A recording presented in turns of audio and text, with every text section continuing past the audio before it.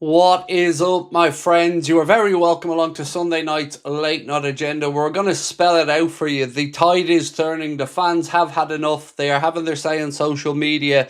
And we're going to ask, how much longer is this going to go on? The answer, I don't think, is too much longer. There are various people who have various opinions on this, and we're here tonight to try and hear everybody out. For me, I'm going to try to walk you through why fan opinion has absolutely made itself clear over the past 24 hours. We're going to hear what many different people from many different walks of life with different views on how the club should be run have had to say, and you'll see that it's almost unanimous in favour of removing the manager. We have a poll running in the chat right now to ask tonight, do you think the club are preparing to fire Arne Slot? I'm going to talk you through what the title means. We're going to talk about that lack of leadership. I'm going to be reading you some segments from a piece written by a friend of ours who works with Anfield Index, and we're going to talk about that. We're going to talk about what Fabrizio Romano has said about the likelihood of Costas coming back. We're going to discuss the fallout from yesterday's defeat. But most importantly, ladies and gentlemen, I want to start the stream by saying this to you. Liverpool Football Club, your defending champions, right now are sitting in 6th place in the Premier League. 6th place, outside the Champions League places, even if top 5 get in. And I know that this isn't the end of the season and it doesn't end today, but we are 10 points. That's right, 10 points behind Aston Villa in 3rd. We're in a dogfight to scrape into a competition that, as a fan, I'm supposed to believe this manager has a chance of winning with us. It just doesn't make sense. I've been sending voice notes back and forth into Discord, into WhatsApp groups, into other things, and ultimately I'm past the anger stage and I'm into the focused, determined stage now, where fans' opinions have to be heard. Enough is enough. We cannot let this continue. And fans right across the spectrum of Liverpool supporters, far and wide, have had their say. And tonight we want to give you the chance to have yours, but let you know this: you aren't on your own. We aren't an anomaly. We aren't a minority. Most Liverpool fans feel the same way that you do. We might not want the same answers. We might not want the same style of language used, but we all want the club to be successful, and it isn't. So I've been sitting here reading some of the comments beforehand, reading from the likes of L. Stew, who him and I would have very differing opinions on where we are with Liverpool, but I choose my words very carefully when I say them.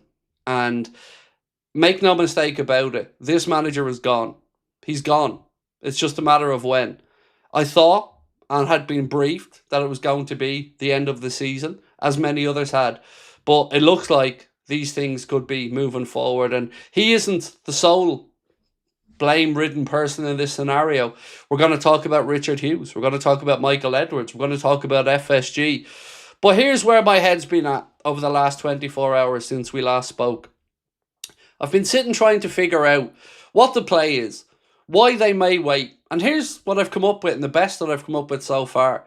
So we know our owners, FSG, come from a background of American sports. And in American sports, to the best of my understanding, especially with my viewing of NFL, they tend to like to make coach or managerial changes at the end of a campaign when all is said and done. And I can understand that methodology and I can understand that way of thinking, but it misses one very clear fact. There's jeopardy in English football. There's jeopardy in European football. And Champions League money is vital and important. Oh, sorry, I don't know why my camera was flickering there. Champions League money is vital and important, and I don't know if that's going to be the deciding factor for them, potentially missing out on that Champions League revenue. Is that going to be the thing that makes them act? Truth is, right now, nobody is happy, nobody is satisfied, and everybody that I speak to believes that this manager has failed, and those above have failed him and us. So right, let's get into it tonight. Saunders said, Jacques, Craig, yes lad, pray we get him. Well, there has been a report today, which I'm sure is probably what you're working off here, that said that Liverpool are interested. Romano said Liverpool are interested in Jeremy Jacques and are following the player. Chelsea and Bayern also in the race. These 3 clubs are involved to eventually agree a deal now and do it in the summer. So, again, too little too late. For us, it's no use to us talking about centre-backs coming in next summer. We needed a centre-back at the start of this window. And now we're here in the 25th, still nobody in. No reinforcements to a squad that's been more and more depleted as each week goes by. I looked at United tonight and they were excellent. They looked fitter and stronger than us, and Carrick has them playing very decent.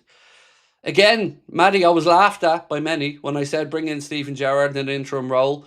Many people said, Craig, he's not the man for the job. And I said, I agree. He isn't the man for the job. But he could be in the short term, and he could do exactly what Michael Carrick has done in that United dressing room, which is make them understand what it means to wear the badge, which makes them understand what the expectations are and to enforce those expectations.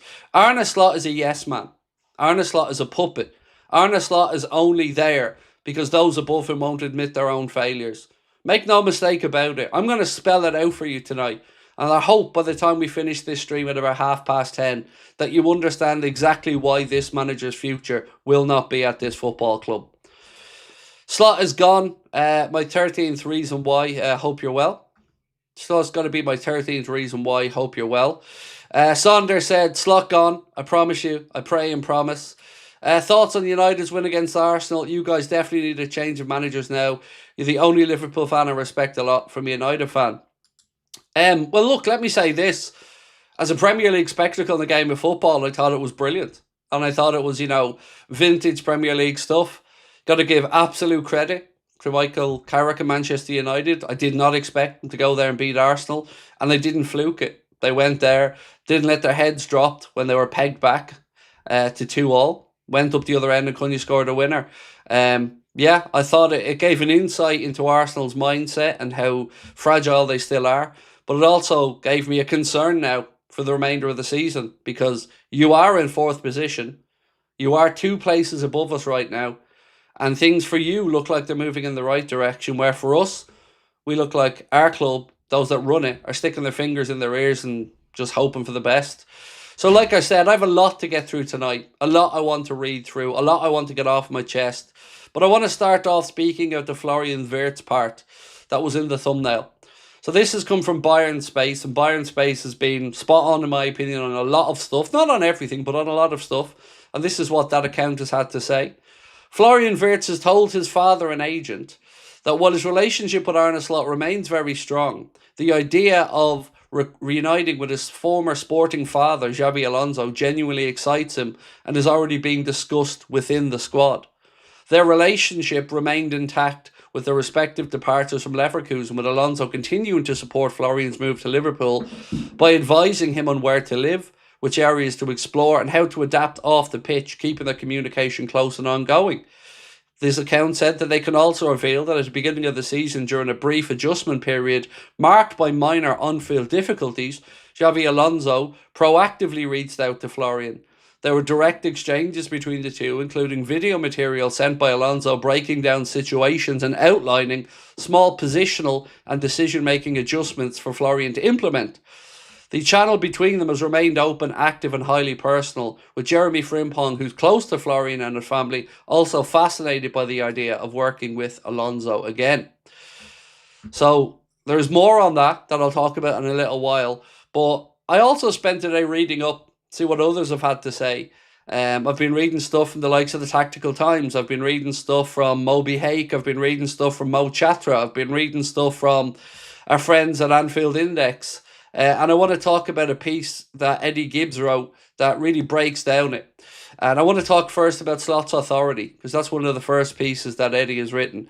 Now, I will put a link into the description after the stream as to where you can find this article in its entirety. But let me just read this out to you firstly. Bear with me 1 second, folks. I just want to get my notes in order. So it's alwaysliverpool.com is where you can go and find this article in its entirety. It's alwaysliverpool.com. Do please go and check it out. But this is what Eddie had to say on the manager and on his, lack of authority. And this is a very well balanced article written by somebody who's obviously a little bit less hot-headed than I am. Said Arne Slot won the league last season. That matters. It deserves respect. It does not, however, grant immunity from scrutiny when everything that once functioned has stopped doing so. This team is poorly coached, poorly conditioned, and mentally brittle. That is not hyperbole. It is visible every weekend. Liverpool concede late because they cannot sustain intensity. They lose structure because they no longer trust their own positioning, and they panic because there's no clear idea to fall back on when pressure arrives. The tactical picture is muddled.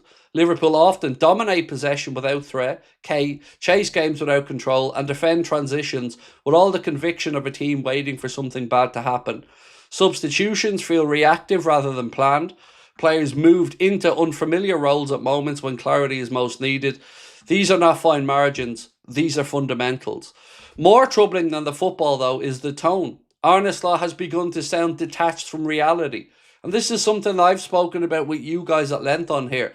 Night after night, day after day, talking about the words coming out of his mouth in press conferences not matching the reality that we're all seeing. And he goes on to write that blaming schedules, conditions and fatigue, while expressing surprise that supporters might harbour doubts, is dangerously reminiscent of a manager losing his grip on perspective. When a head coach cannot see why questions are being asked, it suggests not confidence, but delusion. Faith requires evidence. Since November, there's been none. One strong European night does not outweigh months of domestic dysfunction. Blind loyalty to last season's achievement is not leadership, it's avoidance. So as you can see, it isn't just you and I, it isn't our community, it is the Liverpool fan base now. And I'm going to take you through post after post tonight from many different accounts that I have no relationship to that are saying the same thing. It's done for this manager, and every day that goes by, the damage is getting worse. Cloppings said, is there a chance Alonso maybe doesn't want us? That's my fear if this continues. We're in a fight for our future after United and Chelsea wins. So, look, I can't sit here and tell you what's happening behind the scenes with regards to Hughes and Edwards reaching out, because part of the problem for me feels like this is Hughes and Edwards' guy. And that's why I'm a little bit more concerned, because they put somebody in that was their decision, let's not forget. So accepting that he's not good enough is accepting that they made the wrong decision. And have they got the wherewithal to do that? Have they got the balls to do that? Because make no mistake, it is a mistake. He is their guy. And they don't have to front up, and I keep saying this to you. They just hide away in the shadows. Well, Arne Slot gets wheeled out week after week to face questions, some of them above his pay grade. The results are shocking. And what are we doing? How proactive are we being? Are they maintaining standards? Are they fuck? They're hiding away yet again, inactive, doing nothing as the problem rears its ugly head. If this club had any courage in its convictions, it would get rid of the manager. It would admit that it made a mistake, and it would look to alter it and correct it while there's still time to save the season. Waiting to fall out of the Champions League positions from an irretrievable situation isn't clever, it isn't brave, it's stupid. And it will do the one thing that the owners don't want: take away that Champions League money. For us fans, Champions League is brilliant, but it's only a means to winning it. We don't give a shit about the money that comes along with Champions League football. We care about winning the Champions League. That's what this club is built on. European nights and success. Arne, as Eddie pointed out, deserves respect for his league title. He will always have that respect. But it doesn't give you carte blanche for failures. And we can go on listing all the statistics and all the reasons why this manager has overseen a complete shambles of a season. But I don't think I even need to anymore. You've seen them. You've read them. You've heard them. You know that this situation is right. And as Eddie pointed out in that piece, the manager is delusional. He thinks that those people who booed him last week went home and maybe changed their mind. 1 minute he loves playing against the low block, and I can read you out a post that showed exactly that when we lost to Forest. Loves playing against low blocks, prefers playing against low blocks. Not now though. Now that they can't unpick a low block, that's his excuse. Everything with this manager is an excuse. The standards that they speak about aren't there. Our captain is not showing those standards, is not playing with those standards. And to try to blame the wind on the complete fuck up from Virgil yesterday is nothing short of embarrassing. So I've had plenty of time to sit and think about how I was going to react to this today. And people expect me to come on and shout and scream. But like I keep telling you, I'm a far more deep thinking, measured person than people give me credit for. And tonight, I want to let you leave this stream under no disillusionment that you are right, that this is not acceptable, and that you should and can and will speak up on social media about it, because they only care about money. We've said it for years. If it takes us falling out of the Champions League for them to do what should have been done a long time ago, then they're going to have to suck that one up. But for us fans, this season can still be saved if action is taken right now. Every week that goes by, the damage is getting worse. Craig, if you could sign a centre-back and a CDM, who is it? Probably Wharton, because it's realistic. And look, the centre-back, the answer is he's wearing number 15 and playing for Manchester City. And they can't believe their luck. The few Manchester City fans I've interacted with are absolutely amazed that they were able to go in and get Mark Gay. But again, where's the joined-up thinking there? As I've said before, I don't want to keep going over it, but where's the joined-up thinking? I wanted them for 35 million if I'm the sporting director. I want them for free, but I don't want them in the middle ground when our situation and our season has gotten worse. These are supposed to be the brave decision makers who remove emotion from the decision. Well, the only thing that can be keeping a manager in his job right now is the emotion, and that emotion is hubris, arrogance. Because right now, they know they've made the wrong decision. All the data leads to the fact that he should be fired. All of it. So why are these people who are supposed to be the clever people that don't work off emotion allowing this to happen? Allowing this failure to continue? It can only be that they don't want to admit their mistake. Or they feel so in control of the situation with their own hubris and arrogance that they feel they're untouchable. But again, they're not answerable to us fans because they don't face us fans. They hide in the shadows, brief who they want, push whatever narrative they want, and expect those fans to sit here and just lap it up like idiots. Why are we not active in the January transfer window, said HUGHES. We should be signing centre-backs. There is no rhyme or reason to it. The usual excuse is that a club will say targets aren't available in the January window. And often that has some sensibility to it. Right now, though, we've seen two players that would have made a big difference to us and that we had been linked with move, and we sat back and done nothing. Then they have the cheek, the absolute barefaced fucking cheek, to let Andy Robertson potentially leave. Are you idiots? Are you actual idiots? What about letting Andy Robertson leave in the middle of a season when we are devoid of leadership makes sense? Don't give me this bringing Costas back short-term nonsense. He's not good enough for Roma, wasn't good enough for us, and won't be good enough moving forward. How are you going to let your vice-captain leave for 3 million quid? Surely Liverpool are in control of the situation enough to say, we respect that you want to move, Andy, but we're going to have to wait till the summer. You're needed here right now because we're in a fight for our lives and we trust you and you've got to stay here and fight with us. I'm sure Andy Robertson would understand that. So please, anyone, explain to me how intentionally weakening your squad mid-season by removing a huge portion of leadership is in any way smart, clever, or removing the emotion from the decision. It is idiotic.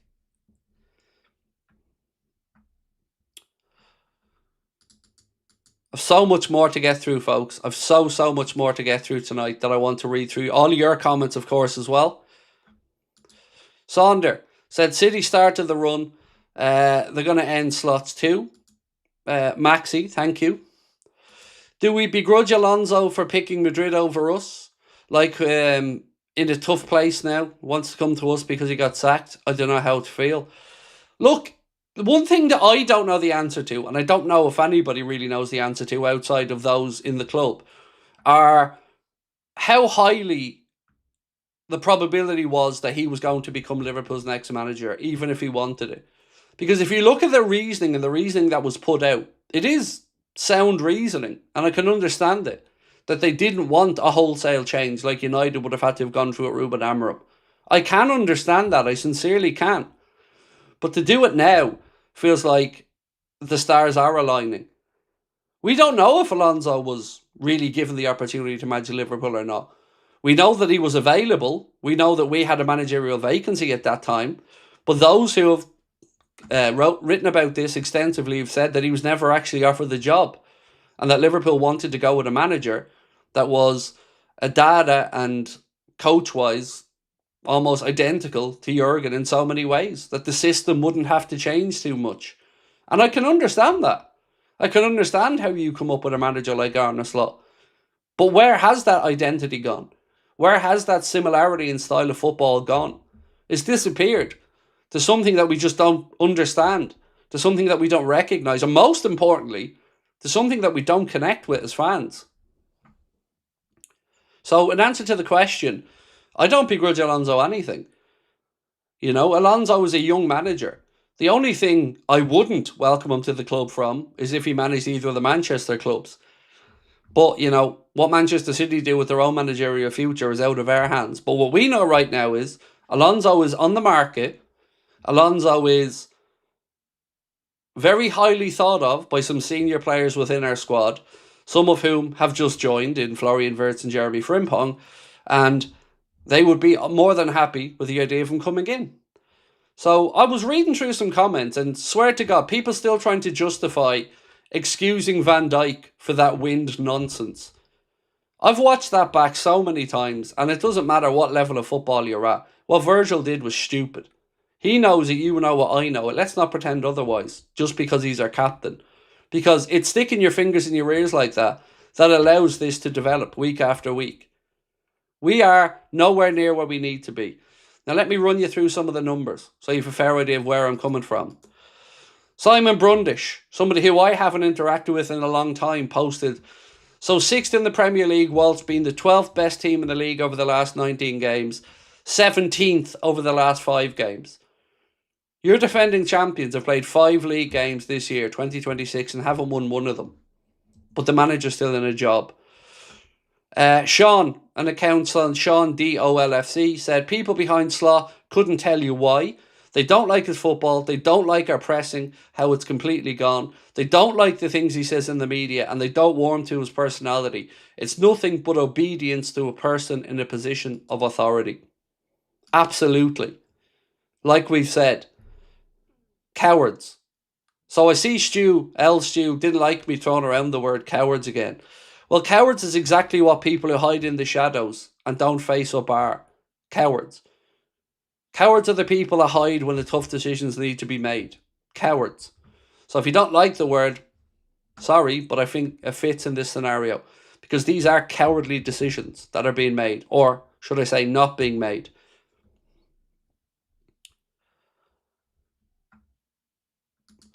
Grieving the excitement in 90 minutes of escape, says Saeed. I know. That is the situation so many of us, Saeed, find ourselves in, mate.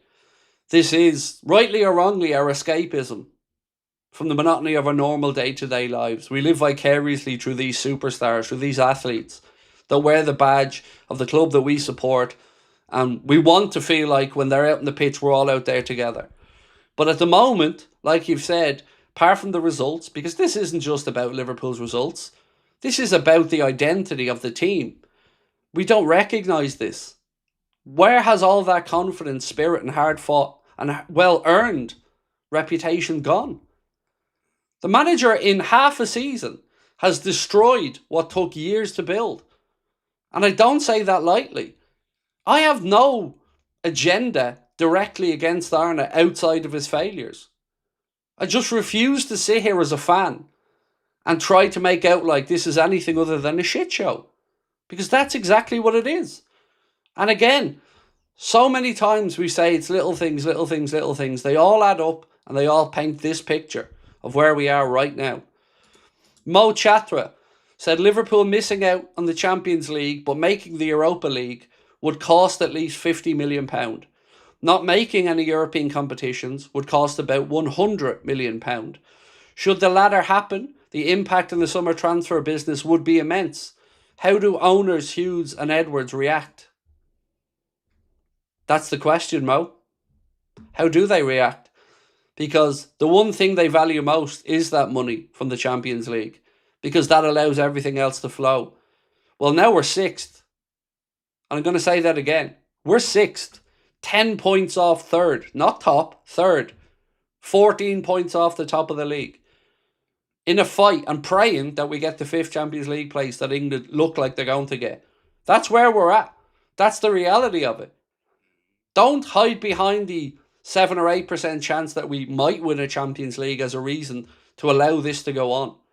Because we cannot have this squad depleted further by non-qualification for Champions League football. Act now, save the season, or it's going to get worse. There is a poll running that we'd love to get your take on. So if you haven't voted yet, please do. And the vote is, do you think the club are preparing to sack Slot? Yes or no?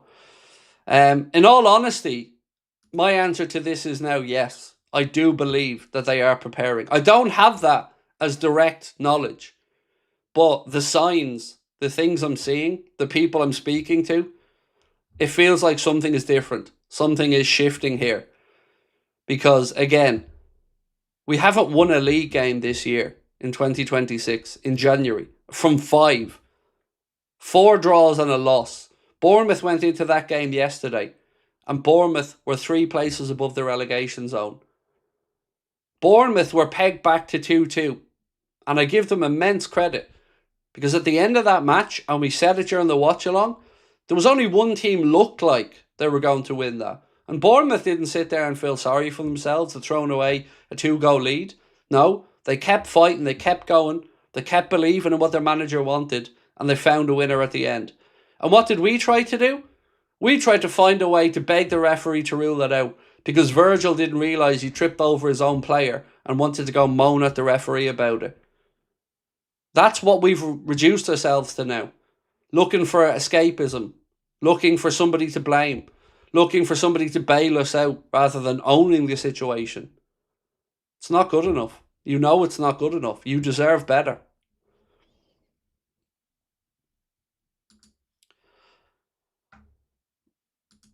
Ella Francis said, in your opinion, do you think Slot will be sacked before the Newcastle game? Love your content, by the way. Keep it up. I fear that might have to be the pain that we suffer before he gets sacked. I fear that they want it to get even worse before he gets sacked. So, with all due respect, Karabag shouldn't be a problem. In any type of form at Anfield shouldn't be a problem. But Newcastle, they were beaten at home today, 2-0 by Villa. They already hate our guts. They're going to come and they're going to want to put right what they will view as a wrong from we went up there and beat them. So that's going to be a battle. And at the moment, when it's time to battle, when it's time to stand up and fight, I don't fancy us anymore. In a fight, in a street fight, I don't fancy us. I used to. I used to think these guys always went deep. That phrase, mentality monsters, was well and truly earned and justified. But again, in such a short time, everything has changed and we look vulnerable, we look fragile, and we look for a way out. We look for an excuse. It's not good enough. And those in leadership roles like Virgil know better than to come out with some of the nonsense he's been coming out with that justifies and backs up the manager's nonsense. Callum said, who's your top 3 targets for the summer? I don't know, because genuinely there's too much uncertainty. I don't know who the coach will be. I don't know what the formation will be. I don't know what competition we're going to be in. Do we have the ability and the chance to go in and be in the Champions League? If so, then probably good signings. If we miss out in European football altogether, like Mo Chatra said, well, you're talking about 100 million out the window, plus a high wage bill. Players probably earning less from bonuses, so that's going to seep through the side and be unhappy. Again, if we act now, this is savable. This is salvageable. And then one more thing I want to add in with regard to all of the situation and all the stuff with where we are in the league. This was the midst of the easy run, remember? That's how we handled the very favourable run of fixtures. So, Paul Joyce has just said, Andy Robertson to stay at Liverpool as things stand, as Liverpool pull the plug on the move. Again, it's the right decision, by the way, but why was it even allowed to become a decision in the first place? See, the panic has set in. They see the backlash. They see that they can't just do what they want and fans are just going to take it. Because fans, rightly, very quickly, all came together and said, what the actual fuck are they thinking, allowing Andy Robertson to go mid-season to somebody who's trying to compete in the same competition we are for 3 million quid? It is the height of stupidity. And now they've backtracked on that. So they're doubting their own. Again, these are the decision makers that remove emotion from the decision. So where do we get to that allowed us to get to the point of arrogance to think that moving Andy Robertson on mid-season would have ever been okay, or would have ever gone down well with a fan base? It's just stupid. Pundits like Jamie Carragher are part of the problem. He said on the fan debate that fans complaining are entitled. So, look, I haven't seen the fan debate, so I don't know. But what I will say this about Jamie Carragher is, remember the moment that Jamie Carragher said it was a sackable offence when he didn't think he was being filmed and live? Well, that's the real emotion. That's the thing that we all get grief for. Because these fuckers can be two-faced. Say one thing to the camera and say another thing in their private lives, like we've seen many times. The difference is, when I react, it's live with a camera in my face. And yes, I'm going to say things occasionally that maybe push things a little bit too far. But if Jamie Carragher said that fans are entitled, then again, I haven't seen it, so I don't know. I think he wants to take a look at himself and ask, am I a hypocrite? Because if he said that after the "that's a sackable offence" comment, he is a fucking hypocrite. But then again, the fan debate only has certain types of fans on it, doesn't it? You know, the nod along like sheepdog fans. The ones that don't rock the boat. You know, the ones I'm talking about. The in crowd. They're the ones that you see on these programmes. Not people like me, or people like Goldbridge, or any other outspoken content creators. Because we're persona non grata. Because we don't toe the company fucking line. We dare build a platform and say things as we see it because we believe this is exactly what our fan base and our fellow fans believe. So, yeah, you'll have to forgive me if I'm not looking for Jamie Carragher for moral guidance at this particular moment. Respect him greatly as a player, always have, always will. But, you know, we all know a bit of hypocrisy when we see it. And fans being entitled. I think the two most entitled people are those that are running the fucking football club in Hughes and Edwards. If we're talking about entitlement, I think there's a sense of entitlement there that very much isn't fucking earned. Slot being pictured that time with Wayne Lineker in my book is the biggest sackable offence. Would it be that hard with a photo with two bigger clowns? And then going and modelling kits. Like, I've said it so many times about the tone deaf things that Arna has done that people seem to want to excuse. Partying when the league's still gone on, like a tin pot club. Having a mid-season break over to October off the back of 3 defeats in a row and then come back and lose to Manchester United. Time after time again, that behaviour is excused. Fucking away the League Cup, that was excused because 3 points of Villa justified it somehow. It's these type of decisions and this type of stupidity that's been allowed to be fostered for way too long. And now fans have finally said, enough is enough. We're done. We're sick of it. Simon said, I turned it off at 2-0 yesterday. First time ever. Do you know, Simon, so many people, mate, have said to me that rather than look forward to Liverpool games, that they're almost feeling like they're enduring Liverpool games. And it is the results thing. This isn't as simple as maybe if Jamie Carragher thinks Liverpool fans just expect to win every week. If that's what he thinks, then that's, for me, wrong. We just want to understand and empathise and recognise what we see out on the pitch. This isn't us. This is far from us. Anfield is not a fortress. It should be. It isn't a fortress because there's a huge disconnect between the coach and the fans. And that can't be fixed.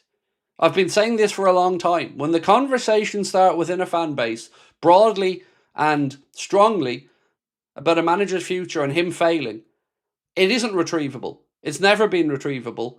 There's only one man, I think, in the history of football in Ferguson that just about retrieved his own situation many, many, many years ago when the pressure on the media were far less intense with less scrutiny. Slot should be fired. He should be gone. And if he had any type of decency, he'd resign. But he won't resign because his own arrogance and hubris will make him believe that he can fix the situation that he hasn't been able to fix thus far. Ryan said, I can't watch us right now. Too slow. No passion. Slot will be gone tonight or early tomorrow. ASAP, said Jack. Angie, how are you, my friend? Said, much love, Craig. All Jurgen's hard work over 9 years undone in half a season. It's heartbreaking. Slot must go. So, Angie, a lot of people are talking about another summer rebuild. But surely they're going to see that if the summer rebuild happened and he was still in, the same excuses for failure will be trotted out next season about too much change, a lack of cohesion in the squad. You know, there is excuses for everything, but there's not enough standards. And you're right, hard work to get us to the top of the mountain, pissed away. So Eddie also went on in his piece to speak about transfers and stuff like that. And I want to go on to read about that. Because he said Richard Hughes and Michael Edwards, and again, sorry, just to give you context of where you can go and read this article in its entirety. Like as I mentioned a moment ago, go over to it'salwaysliverpool.com. It'salwaysliverpool.com and you can check out this piece in its entirety. But Eddie writes, Richard Hughes and Michael Edwards do not escape the reckoning. Appointing Slot was not a mistake. It was inspired. Winning the league validated the decision completely. What has followed has undone that goodwill. Last summer's transfer window was celebrated. In hindsight, it looks reckless. Huge sums committed. Balance sacrifice. Identity blurred. Liverpool strengthened certain areas while hollowing out others, leaving a squad that looks impressive on paper, yet fails to function as a unit. The most damaging charge is inaction. January arrived with problems screaming for attention. Defensive depth, physical resilience, structural stability, nothing was done. Not even a stopgap. To watch this team unravel and choose paralysis is not prudence, it's negligence. One wonders how much ego is involved now. Replacing Slot so soon after such public success would be an admission that something went wrong. Yet football does not wait for pride to recover. Every week this continues, the damage deepens. Recruitment is not about winning windows, it's about building teams that can survive adversity. Liverpool's cannot. Is he wrong? No, he isn't. And fair play to Eddie on a very well written and balanced piece. Like I said, summarising, I think, what a lot of us feel. We talked about the summer transfer window and we did talk about the signings individually being very good signings. But we didn't build out. We didn't add depth, as has been borne out over the course of this season so far. The team with that depth is sitting on top of the Premier League table. The team without that depth has a coach that continues to moan about the lack of depth that he asked for. The small squad that he wants to work with, yet shuns half the forward line. He's overplayed players into injury. Again, the thing he was lauded for not doing before. The thing that got us over the line to win the league. Where does it stop? And I could go on and on and on. Let me just get to some more comments before I get back into the super chats because I don't want to ignore the regular chat as well. Alonso would be like a shot of adrenaline at the perfect time, said No Lie Eli. This slow, boring crap football needs to end. No wins in 2026 in the Premier League, said Shy Town Red. Paul Daly said Slot's heart isn't in the job. That's what frustrates me so much. That's a good point, mate. He's never felt, and it's tough to judge though, Paul, isn't it? Because we're working off the back of 9 years with Jurgen, who, let's be honest, we'd have all run through a brick wall for. And, you know, that man could come in now and tell me that the top I'm wearing is red, and I'd find a way to probably agree with him in the end. He could do no wrong, because he'd built up that trust, that love, that admiration. But trust being the key word. Arna has started to treat us like we're idiots. Started to say that black is white, that up is down, that the thing he hates he loves, that the thing he won't use as an excuse he then starts to use as an excuse. It's just one contradiction after another. And as Eddie said in his piece, it's just tone deaf. Paul Joyce said Liverpool had been mindful of Robertson's outstanding service over the past 8.5 years and also that his future is uncertain at the club beyond the end of the season. However, having considered the offer and the alternative options in the position, Liverpool have declined against proceeding with an agreement. Liverpool had looked into recalling Costas from his loan spell at Roma, but it is understood the Italian side were reluctant to allow it. Bullshit. Wrong. And Paul Joyce can fuck off. He can stop making excuses for these fucking clowns. I'm sick of it. Stop covering their fucking tracks and call it out for what it is. Even contemplating moving on Andy Robertson is idiocy of the highest order. To say that Liverpool were mindful of his service, fuck you. You know that's bullshit, Paul. Why are you writing it? Liverpool got caught with their pants down, fans spoke out, and they've bottled it again. That's what's happened. To say anything else is absolute bullshit. Liverpool seen the reaction from the fan base at the stupid decision that they thought they could get away with again and have bottled it. Now on that, Liverpool have had no joy nonsense from Roma. Shall we talk through what Romano has said on that? AS Roma have already agreed to let Costas leave the club and return to Liverpool. It's true we're in talks with Liverpool about that, says Roma director Ricky Massara. So again, fucking blatant lies. Blatant lies. We're being treated like fucking idiots. Even when there's a quote from somebody at the other club to tell you, yes, there has been contact over this. No, not the yes men in our media. We're being told like Liverpool had looked into recalling Costas, but it is understood the Italian side were reluctant to allow it. Nothing reported from the Italian side has suggested that. So stop making excuses for these fucking clowns and do your job. How is it that covering our football club, we have Everton fans, Arsenal fans and everybody else trying to fucking tell us in their media that the club are doing the right things or allowing this shit to happen? Fuck you. Stop allowing this to happen. Stop allowing this behaviour to be brushed aside. The likes of the Echo, Paul Joyce and others should actually do what's right and speak on behalf of the readership and not behalf of the yes men that are saying, come on in boys, here's a good little boy, have a little pat on the head from Uncle John, you might get an exclusive interview. What about integrity? What about honesty? James Pearce is out there gloating when Arne Slot wins a few games. Let me tell you exactly what he said again and why he can go fuck himself as well. Those with short memories and little patience who were calling for change have been muted as Arne Slot has breathed new life into a managerial reign which had fallen so alarmingly off course. Did he, James? Did he really? Or are you just another fucking fluffer allowing this shit to happen? Because again, you might get the little stories here or there. They are puppets that are fucking controlled and don't have the balls to call it out. Make no mistake. Again, I'll say what others won't. You know I'm right. There's a reason we are the most watched fan channel in the world for Liverpool. There's a reason why our community's grown week on week. Because we will say what people think because we're answerable to nobody but our viewers. And this behaviour from these journalists is fucking shameful. They know it. You know it. But they want it. They want jam on both sides of their bread. They want to be taken seriously, have their reputations respected, while single-handedly looking at us and fucking lying? Telling us bullshit after bullshit? Liverpool aren't going to sign a goalkeeper? Are they not, James? Georgie Mamardashvili rocks up a few days later when the whole world knew it was happening? Time and time again, we're treated as fucking idiots. Well, enough is enough. Time to push back, like we said, and I've said it many times. If this channel is ever remembered for anything, let it be that we at least pushed back and at least questioned the stupidity that was being written about our club.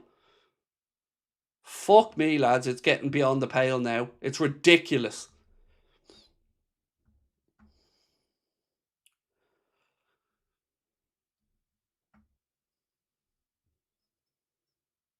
Like, to even allow the story to Robertson to come out it was such a simple win. It was such an easy PR win for anybody with half a brain cell. Brief that Spurs wanted Andy Robertson and you said there's absolutely no way we're letting that happen mid-season.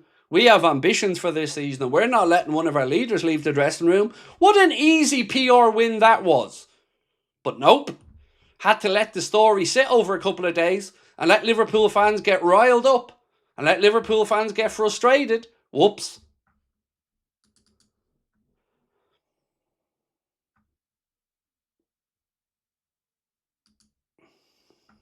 Lewis Steele said, Liverpool have decided not to proceed with selling Andy Robertson this month due to the lack of other defensive options. Which one is it? 1 minute it's a lack of other defensive options, then the next minute it's Roma wouldn't loan us back Costas. As you would expect, with the utmost professionalism throughout, is how Andy Robertson acted. All parties, including Spurs, will take stock again in the summer. And look, like we've always said, Andy Robertson is an icon, a legend, and somebody that we've had the pleasure and privilege of having playing for our football club. And Andy Robertson deserves the right to decide his own future. But that has to be at a time, of course, that works for us as well. And maybe if Liverpool were in a better position and things were going better, this could have been a different situation. But it does not feel like a mid-season thing when our backs are against the wall to even contemplate losing a leader of the calibre of Andy Robertson to a rival in the same Champions League competition we're in, as we've already sat back and watched Manchester City sign Semenyo and Gay as they push on to try to win things. It doesn't take bravery to sit in your hands and do nothing, which is what our club constantly do when we have these problems. We don't address them, we ignore them.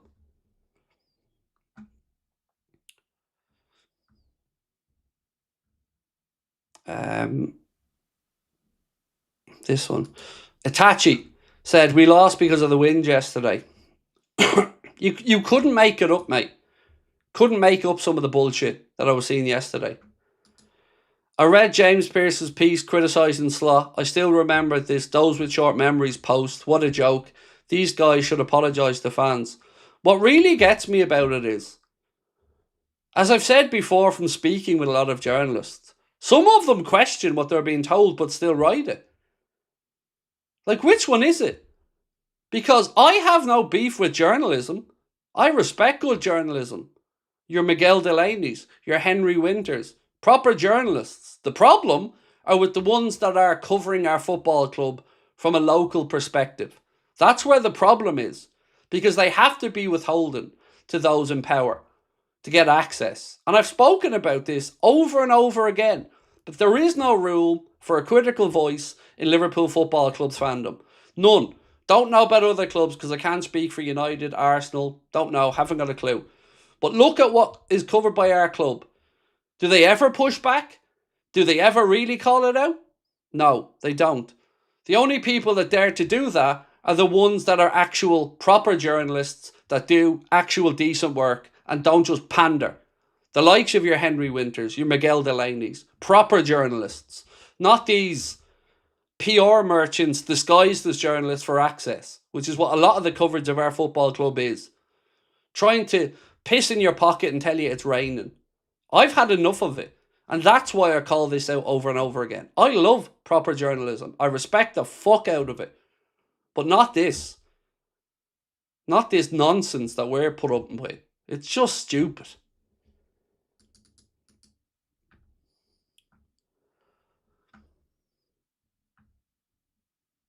The wind was as bad as Arteta blaming the ball last season. It's so stupid. Look, the conditions weren't great, but they were the same for both teams. You know that as well as I do. You know, these things are just that. Excuses. So let's check back in on this poll and then we'll knock the poll on the head. So do you think the club are preparing to sack Slot? 67% say yes. 33% say no. That meme guy said, Craig, let's be honest, the backline besides the new signings needs a big rebuild, and that's before we move on to the midfield and the wingers. Also needs massive addressing, easily another 250 million. Look, I don't think any of us, even those that like me, were really happy And Squeaky, I haven't missed your membership chat. I just haven't got to it yet. You're going to have to bear with me. I have 2 lists open with all the super chats and membership chats, and I will promise you I'll work through them, bro. But you just have to bear with me for the minute, because it's a rather emotional night, and I'm trying to get through as much of it as I can, but please do bear with me, bro. I got you, don't worry. So, let's have a look at another perspective here.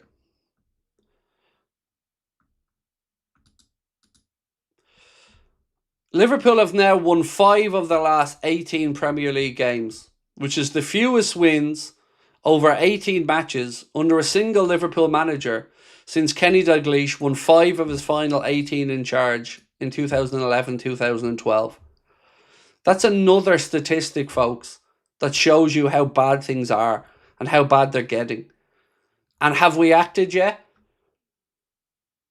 The defence of that isn't the Liverpool way, come on now. That's just, again, another way of papering over the cracks and accepting mediocrity. Which Liverpool way is it? Are we the club that exists to win trophies? To be invincible? To be that bastion of invincibility? Or are we the soft guys who are the nice lads that don't do anything to rock the boat? It's just silly.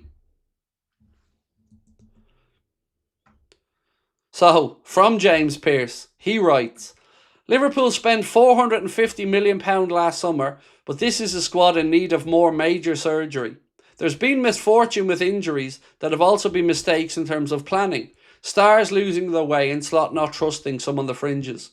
You can't blame fatigue for yesterday when Slot opted to only make 1 change from midweek.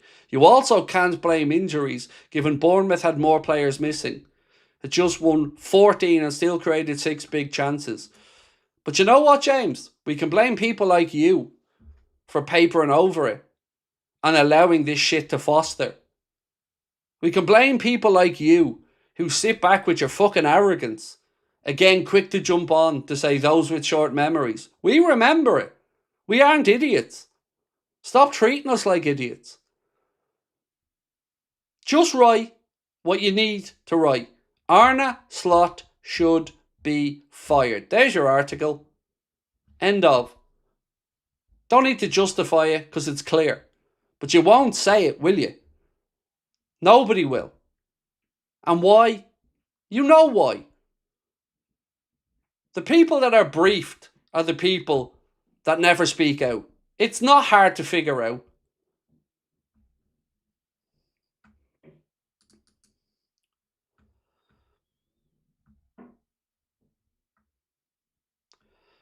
Let me get through more. Where was I at?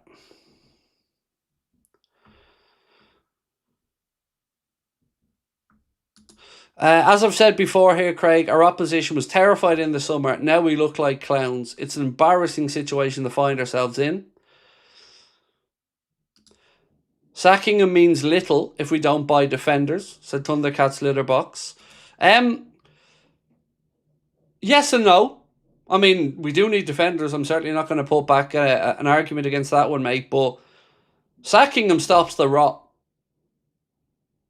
Can I just ask you guys an easy enough question in a poll?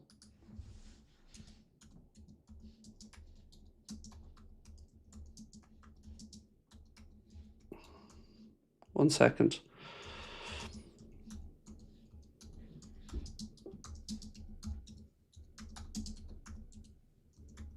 Okay.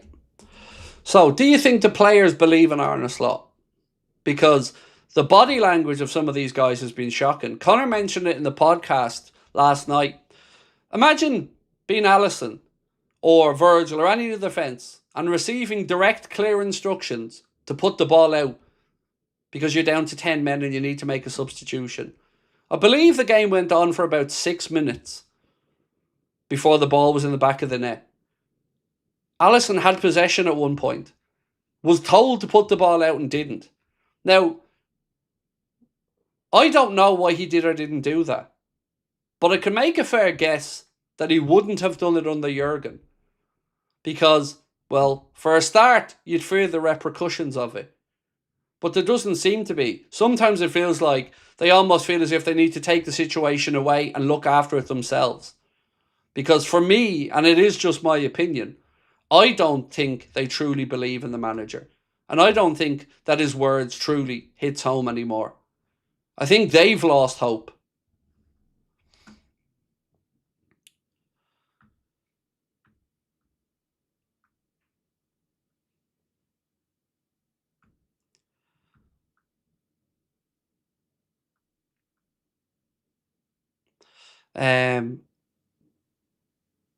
Maddie said, I believe we as fans have to be prepared for missing out on the Champions League. If Alonso can't get us in there and acknowledge the damage has already been done.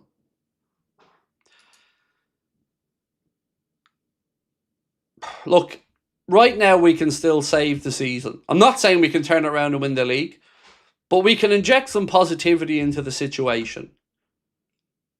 And usually you don't look up to Manchester United for any type of good advice, but you see what somebody with fire in their belly that understands the club can do in the dressing room when they walked in.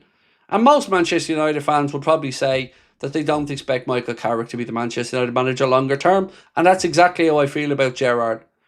But my God, I know he'd walk into that dressing room and command respect and talk about what it means to play for the club and what the standards truly should be. Because I'm sick of hearing about standards, but I'm not seeing them lived out on the pitch. Virgil keeps talking about blocking out the noise. Well, Arna's now turning boos into people who are actually happy in his head. People who went home that night and doubted that they should have booed. Maybe overreacted a little bit. I don't know how he knows this, by the way, other than him inventing it in his own mind. Sorry if you've covered this already. What do you make of the report from the Spanish outlet AS, Dario AS, saying we have been in contact with Alonso? It's a good question and one I was working my way around to. So there was a report that said Liverpool have been in contact with Xabi Alonso, and the Reds have contacted the coach's entourage to find out if he is or will be available. The response has been positive, even though Arne Slot is expected to finish the season and the Spaniard is not expected to take over a club mid-season. Now, there was another person that said, how reliable is that outlet? And somebody said, if J. Felix Diaz is reporting it, then he's reliable. He was bang on regarding Trent. Now, I haven't got a clue. Like I said, I don't know. Certainly don't speak Spanish, so... do you think the suits at the club won't sign any player until the new manager comes in? Hence lack of signings in January. You see, the thing about that is that ignores the actual role of the director of football. And I've spoken about this before. The whole point of the existence of somebody like Richard Hughes or his peers at another job is that the head coach is interchangeable and the football philosophy of the club doesn't suffer a major upheaval. That's the whole point of a sporting director. Is that you leave a head coach to do just that. Focus on the day-to-day stuff, the playing decisions, the coaching decisions, and you look at the long-term strategy and vision of the club. You look at the footballing philosophy from underage levels all the way through to the first team. You look at the long-term vision. You look at the strategy of bringing through young players to build them up towards the first team. You look at signings for the here and signings for the future. That's the role of a sporting director. So I find it really hard to believe that in that structure, they're just not doing it because of Arne.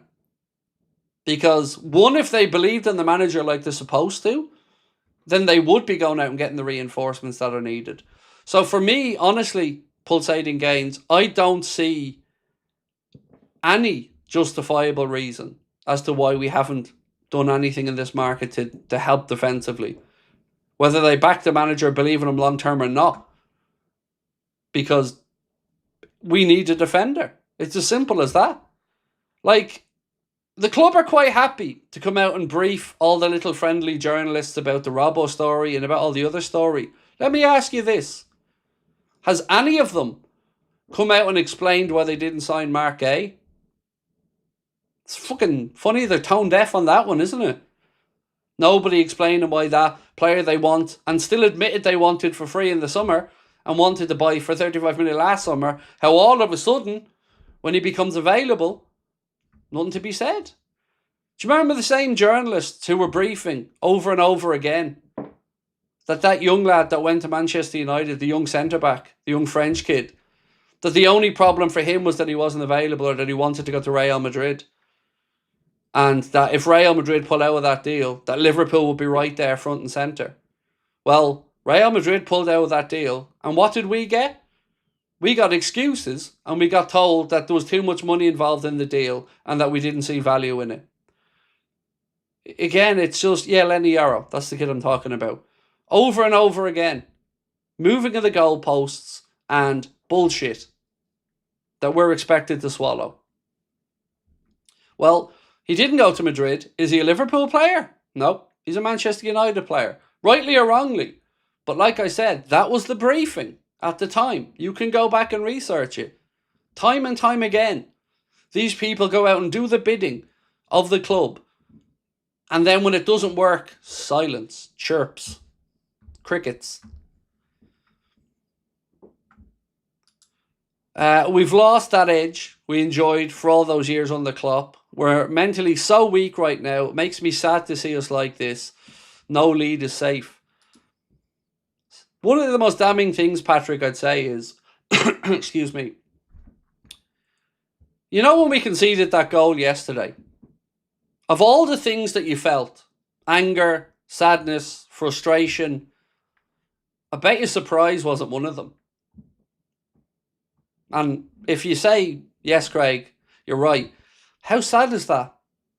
How sad is it that in a game that we've battled back from 2-0 down, you weren't surprised to see us concede in injury time? Because I wasn't. I was annoyed. I was angry. I was disappointed. But I wasn't surprised. Because that is us now. That is the mentality that we have. That is the weakness that we have. I take no pleasure in saying it because I don't recognise it. That's part of that disconnect we're talking about. That reputation of having that steely mentality and being mentality monsters, it wasn't a catchphrase. They'd earned that. And all of that's been eroded and taken away so quickly. And we're still excusing it and trying to blame things like the wind. I don't have the quote to hand. Maybe Keane can send it to me. But it was a quote from Arne Slot after the Forest game last year, talking about how he loves playing against teams with a low block and he prefers playing against a low block. And now, he can't go on quick enough about how much, it's unfair teams come and sit with a low block against us. They won't come and play open football. Built up all week, talking about the fact that Bournemouth weren't going to sit back and play boring football. And they didn't. They came and had a go. Are you seeing how Man U is playing after sacking? Yes, I am. And like I said, Bournemouth came and played exactly how Arne wants teams to play. Not sit back, come and have a go, open game. How'd that work out, Arne? Oh, sorry, mate, it was the wind, wasn't it? My bad.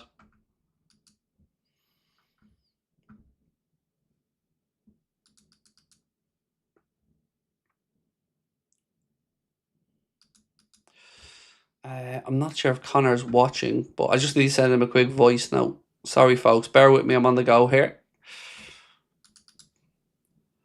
Mate, the comments aren't clearing when I need them to on the back end. I'm not sure if there's something that you can fix on your side. Maybe I'll just sign out and back in. Bear with me 2 seconds, folks. I'm just trying to do something on the go here while we're live. I want to make sure I can get your comments up and down properly.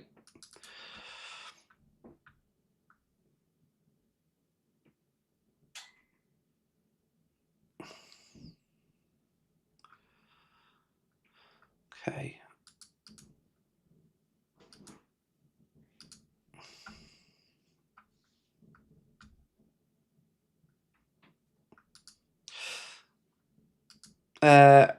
Right, so Manu after the sacking. Then Leona Farrell said, do you think he's sacked tomorrow?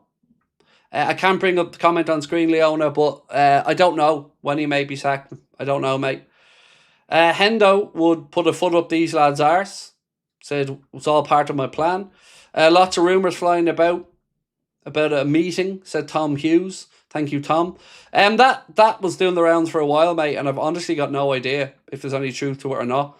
It was talked about after the last game as well, and nothing happened there. So let me just see if I can do something now. Yeah, it's grand. That's fixed, so I can delete that from Connor. Sorry.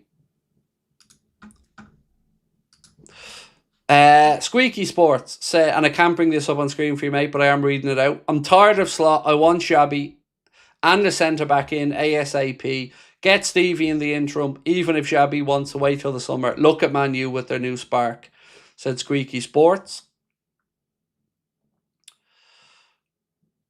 Sorry, I'm just trying to play catch up because some comments I have and some I don't have, so bear with me. Justin Merrifield said, with these performances, I'm surprised you haven't turned the streams off in the middle of them, Craig. It's at the point where next Saturday I'd rather watch the Royal Rumble than Liverpool-Newcastle. Royal Patel said, stop watching. It's boring football. We'll lose millions and players will leave, including Ekatike, Verts. Bring in Alonso now. Thank you, Roy. Will Alonso play the young kids if he comes in? Said Poider Outdoors. Yes, most likely. I think he will certainly be more open to it than Arna has been. Xabi as manager, Klopp as sporting director, said Anxious Times. I don't think that's going to happen, mate, because the looming presence and the temptation would always be that if you fire the next coach, Klopp's there. So I don't think he'd want that looming presence there either, if you get me. I just don't think it. And I certainly can't see a world where Edwards and Klopp are back working at the same club. Clayton's Gold said, great work, mate. Love you and your family. Thank you. Appreciate that, mate. I really do. And thank you for being with us for 4 months as a member. Sorry, now I can get back to bringing the comments up on screen. Sorry to those ones that I hadn't been able to, but I did make sure I read them there from a different system. Peter said, team morale be even worse if we let Robbo go. It would be absolute lunacy, mate. Absolute lunacy. Hughes and Edwards, kindly F off, please. Get out, said Sonder. Andy said, what's the worst journalist you've seen?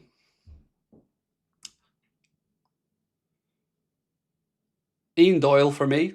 Probably the one that annoys me the most. I'm not saying he's the worst journalist because, you know, I'm sure there are worse journalists, but Ian Doyle's the one that winds me up the most. Covering our club. I believe he's an Arsenal fan. Certainly wears an Arsenal jacket in his profile picture. And I'm hearing him talk about Liverpool fans wanting to be like Chelsea and Arsenal fans and demanding things now, and that type of arrogant attitude, like speaking down to fans, and he's not even part of that fan base. That wound me up, and always winds me up. Are you sure Alonso can handle our prima donnas? I don't think we have too many prima donnas, to be fair. I think the problem at the minute is that Hughes and Edwards appointed Slot. And Slot's quite happy to do whatever Hughes and Edwards ask him to, or make do with whatever Hughes and Edwards put in front of him. I think it's telling again that these guys that supposedly believe in this manager were about to give him a new contract at the start of the season. Well, if that belief was really there, how are those contract negotiations going? Haven't seen much of them publicly, have you? Haven't seen them being written about much because, again, they don't. Look, there's enough blame to go around here, and ultimately nobody wins in this scenario. All those fans lose, get frustrated, get annoyed at each other. It's just sad times. Lewis Steele, in a different one, said, can't believe how many people left early at the Emirates. Loads of empty seats on the far side of the TV camera. Unbeaten at home this season. Overwhelming title favourites, and it's not even 6:30. What's the rush? Probably paid a wedge for the ticket too. There was boos at the end of the Arsenal-Manchester United game, folks. Boos. And again, remember when we booed Trent for the treachery and some people booed him? They couldn't stop writing about it. Everywhere. Liverpool fans bad. Every other fucking club, relentlessly I'm hearing about. Arsenal are top of the league. Unbeaten, as Lewis Steele said to that point, all season at home. And they fucking boo. And you won't see a word about it. You won't see anything written about it. Because, it's not Liverpool or Manchester United, so no need to deride the fans.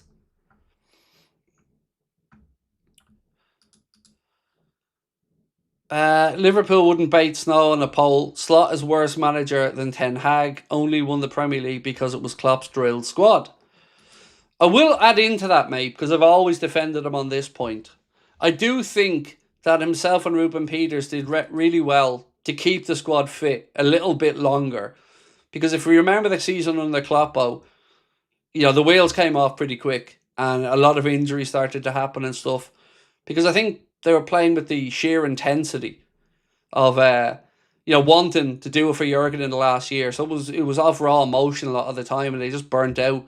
And I think the difference in the next season with Arne was himself and Ruben Peters were able to keep them fitter just that little bit longer before the fall off, which the fall off then became accepted because we'd won the league, even though it kind of seeped into some other competitions and that as well.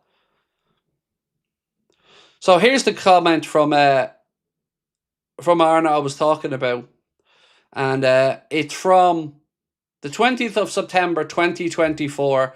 James Pearce posted this quote from Arne Slot that said, Arne Slot, I prefer to play against a low block as you have the ball a lot and the other teams are far from your goal. You'd expect us to create a lot with the quality we have. If every player plays 5% better than we did versus Forest, that'll make a massive change. That's your manager, your head coach. Last year, when it was the first game we lost, loves playing a low block. Love it. Now, it's kryptonite.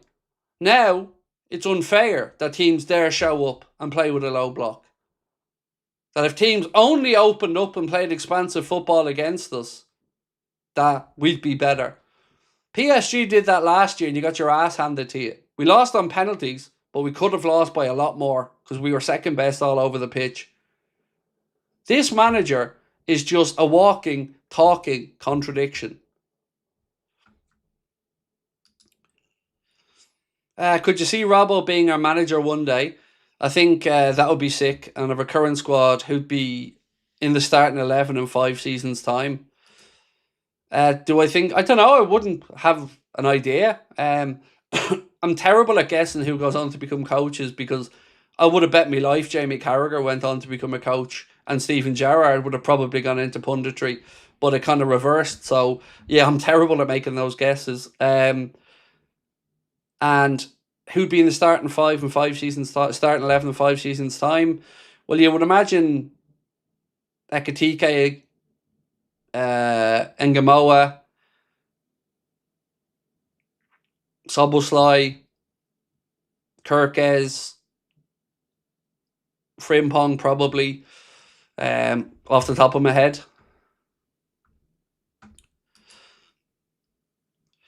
Totally Not Wellington said, since our team is completely messed up at the minute, I'm impressed with Carrick, but perhaps that'll push them to sack him. We can't afford to let this go on. Aaron Jones said, none of us think we're going to win every game every season, but I'd like to think that Slot cares about the club like we do.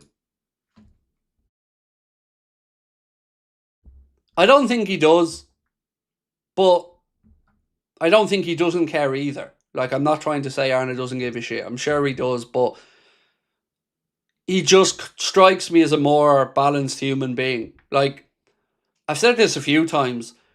He doesn't strike me as the type of guy who'd be sitting at home 2 a.m. at the kitchen table, scratching his head, moving Subbuteo players around the table, trying to figure shit out, and can't sleep with it. He doesn't strike me as that type of guy. And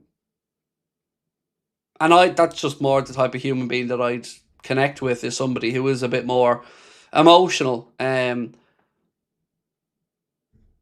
ultimately, I've said it before, leadership is causing some of the problem, or a lack of it. Because look at the style of leadership we have. It's languid, it's laid back, it's methodical.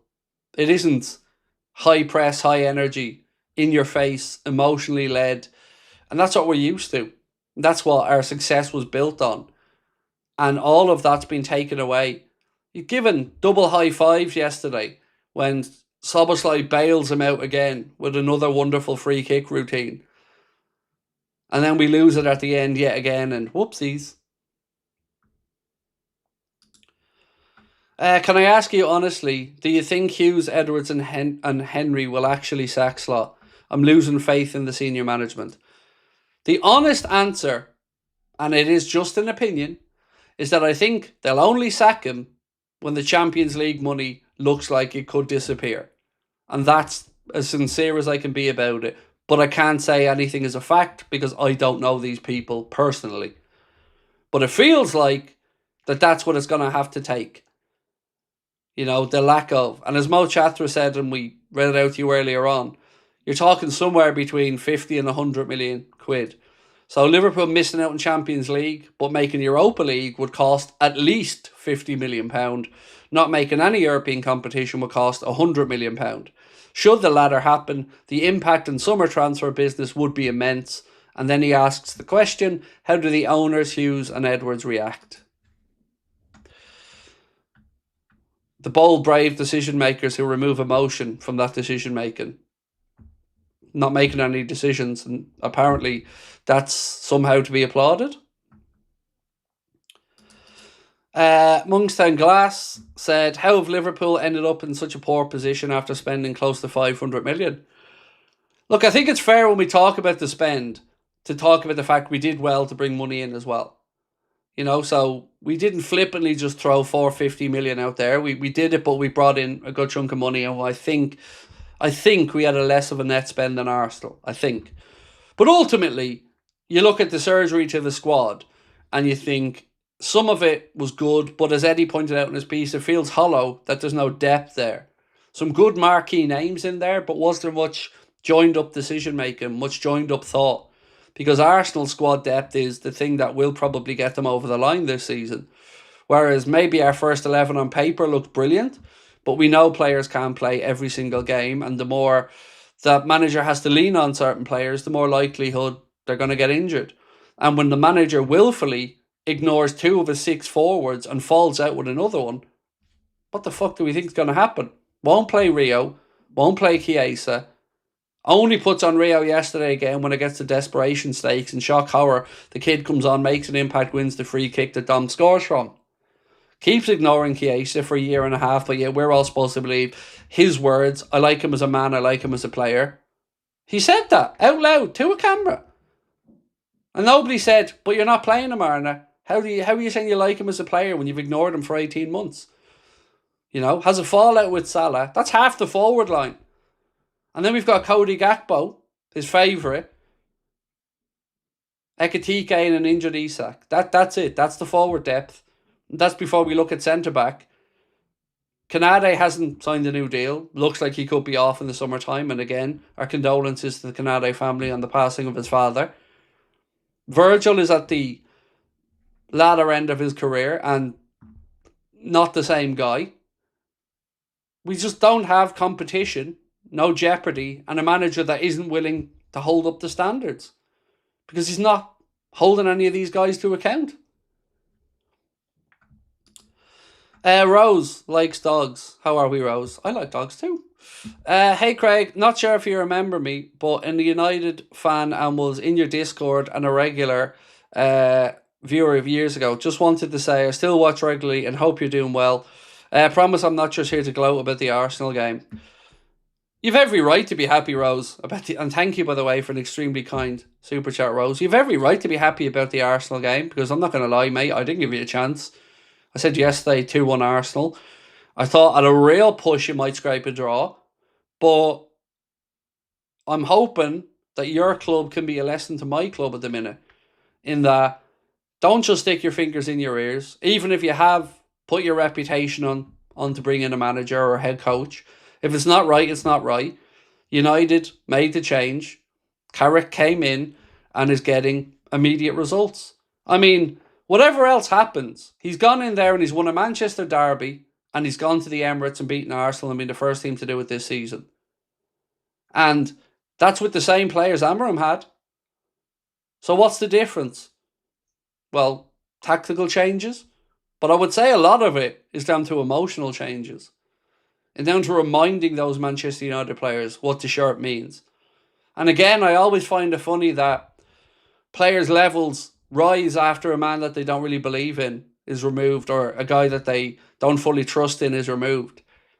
So you always have to question the players in these scenarios, because we'll never say out loud that they down tools, but it's also not a coincidence that when the guy that they aren't performing excellently for disappears, levels improve a bit. So that's why I'm, Rose, so adamant that removing Arne Slot now and putting somebody like Gerrard in is absolutely the right play in the short term. The only pushback is one of two things. That people either just don't want Gerrard in the job, which again I can understand, but I have to underline and say in the short term, no way should it go past the end of the season, or that they don't like a managerial change mid-season. But I don't want the season to be gone again. I don't want another season to be put down to a written off season and then talk about another rebuild. Because with a rebuild also comes the excuses of broken up and disjointed performances. Because there's not many teams that can go out there and make a whole lot of changes and everything just flows freely. I have no goodwill left towards Arne whatsoever. None. But I don't think he is solely to blame. I really don't. I know people hear me talk about Arne so much because ultimately he's the coach that puts the team out and tries to work with the players to get a result. But there are certainly failures above his head that need to be addressed, and it is starting to be written about now by many people like Eddie Gibbs from our friends at Anfield Index and others. So fair play. More so, I knew the goal will come in extra time, said D Tugs. Yeah, a few people said to me we're going to lose this game. I said actually when we were 2-1, I thought we'd go on to get something from it. And I really did think that. But again, that soft underbelly of ours came to the fore. I want to read you the conclusion of Eddie's piece, where he says, where responsibility truly lies. And he said, this is not about scapegoating, it's about honesty. Slot carries the heaviest burden because he sets the tone, chooses the system, oversees fitness, shapes mentality, and decides who plays and when. On all counts, Liverpool are failing. Continuing in hope rather than evidence is not loyalty, it's surrender. Hughes and Edwards share blame for constructing an unbalanced squad and then refusing to intervene as it unravelled. Ownership must account for allowing uncertainty to linger at the heart of the club. Liverpool are not too big to act, they're too big not to. This season does not need saving, it needs confronting. Delay only ensures that when change finally comes, it will be more painful, more expensive, and more damaging than it ever needed to be. Liverpool have lost control of their present. If they do not act soon, they risk losing control of their future as well. Now, let me just say, what a wonderful, wonderful, insightful, balanced, well thought out piece that is from Eddie Gibbs. Absolutely tip of the hat. Fantastic work. Removing the emotion, but putting it out there and making it really clear. I think that's the type of voice our fan base needs. And that's why we continue to say, don't believe you're on your own. Don't believe that you are a lone voice or that you are the toxic negative person. You're not. You're just refusing to accept the mediocrity that they're dishing out and are trying to tell you is good. So keep pushing back, keep speaking up, keep demanding more, and don't let anybody tell you you're entitled or spoiled or any of that bullshit. This is Liverpool Football Club. We spend £450 million. Yes, like I said earlier on, we recouped some of that, but we brought in top-notch players and we've gone backwards. Alarmingly, alarmingly backwards.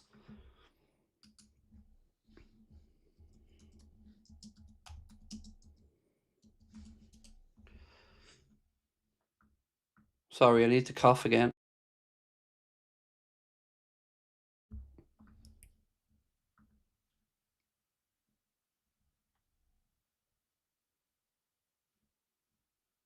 Sorry,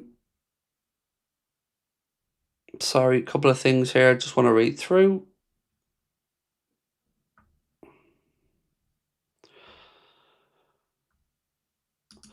In a way, glad you're not on last night leaving Bournemouth. I was ready to rage with you all, but a little calm now. I'm not calm or Terry at all today, mate. I just feel, well, actually, do you know what? That's kind of a lie because I amn't as angry because I'm more focused on what I need to do now. And what I need to do is help people get their voices out there and help people understand that it's okay to say that this isn't good enough. Slot pointed out that we dominated yesterday's game, but we dominate statistics, not outcomes. That's the real issue, said Ginger Red Swede. He can say what he likes, I guess, mate, as managers often try to find a narrative that justifies the failure that they've just overseen. But ultimately, in the Premier League this season, we have 4 points from 15 in 2026 so far. Played 5, drawn 4, lost 1. 4 points from 15. And like I said, we've gone through the numbers over the course of the season and they're shocking.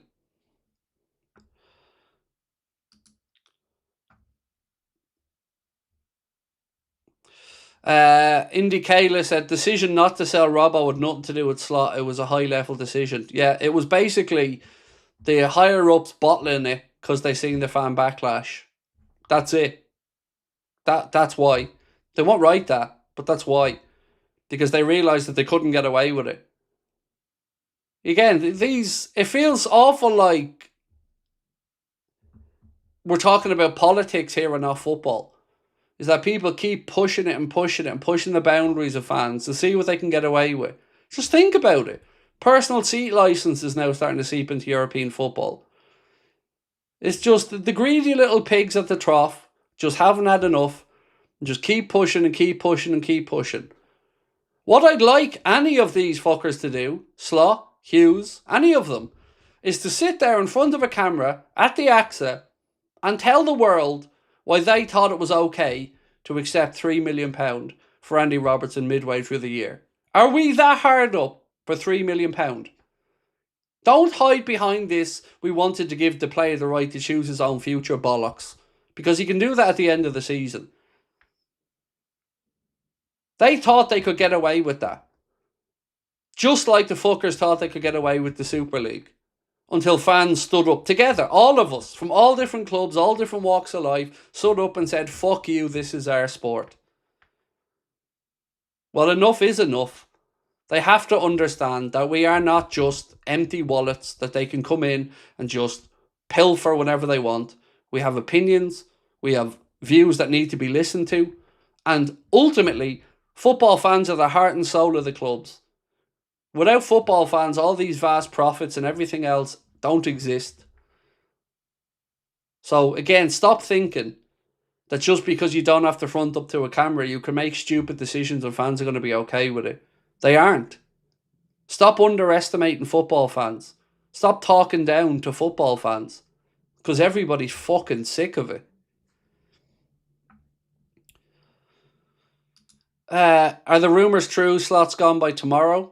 That I honestly don't know, mate. I don't know. I don't have that information. So if others do, maybe so. But I can't sit here with a good conscience and tell you I know that's the case. The youth team is doing great, unlike the seniors, said Stargirl. Yeah, they had a good win. I think it was a 7-0 over Arsenal or something recently, and Rob Page seems to be doing a good job there. So fair play, and hopefully some of those guys make their way through to the first team soon. Jamie Kirk said rumours starting on X that he's been sacked. Again, like I said, I don't have anything to say that is true or not true. I don't have any information on that I can add to it. Lolly, how are you, bro?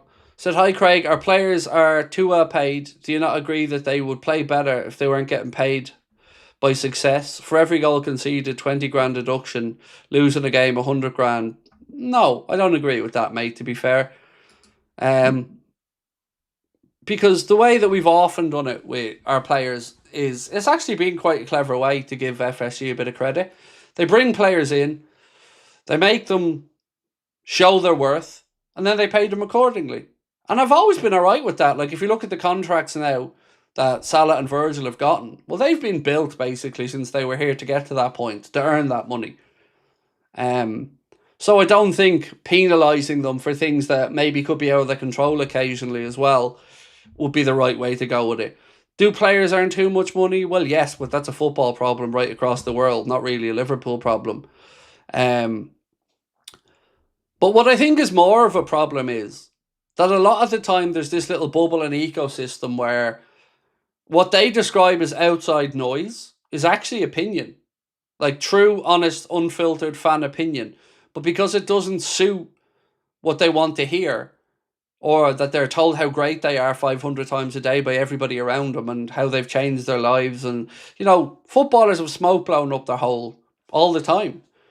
And sometimes when it comes time to the criticisms, they're not able for it. They can't take it. And again, I'm generalising here to some extent, and I'm not saying that some of them can't. But there's no need to be blocking out noise, Virgil, when it's your own fans saying it isn't good enough. Don't talk to us about meetings or we know the fans deserve better. It's all empty. Performances. Not lazily throwing your leg at a ball and then trying to blame the wind. Not dropping too deep and playing onside players. These are all things that you did consciously. It's not outside noise to call you out on that. It's a fact. It wasn't good enough. You earn £350,000 a week to be one of the best defenders in the world, and you're swinging your leg at a ball like a toddler who's just learned to walk.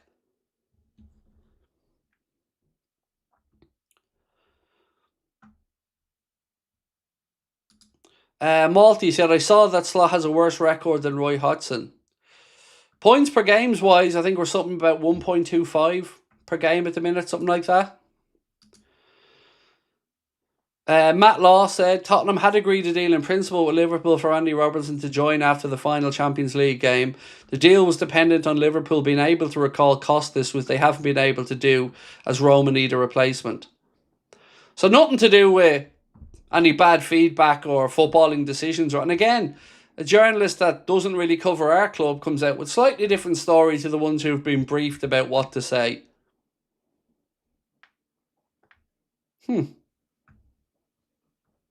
Interesting. Slot, for me, 4 minutes extra time was not enough. Well, we played about 6, so either way, he got his wish, didn't he? Because by the time all was said and done, that 4 minutes had eclipsed more. And there were fans trying to say, by the way, that the 4 minutes were up and they should have blown up. I disagree respectfully, because Ryan Gravenberch kicked the ball away. And I agreed with Ryan Gravenberch kicking the ball away, by the way. I totally think that was the right decision, because it stopped them taking it quickly and allowed us to reset. But I forgot that when we reset, that's actually a problem, isn't it? When we have to get into a defensive structure from long throw-ins. Low block talk is weak because most teams defend deep. Exactly. And he was given the tools to unblock it. He was given a Wirtz, an Isak, an Ekitike, a Frimpong, a Kirkes. He has a Salah. You know, he's McAllister, Soboslai. He has the tools to break down a low block, but he doesn't have the mindset to be able to coach how to do it. You've seen in 1 week, him and the manager, Virgil and the manager, both came out with different ways to be the only ways to break down a low block.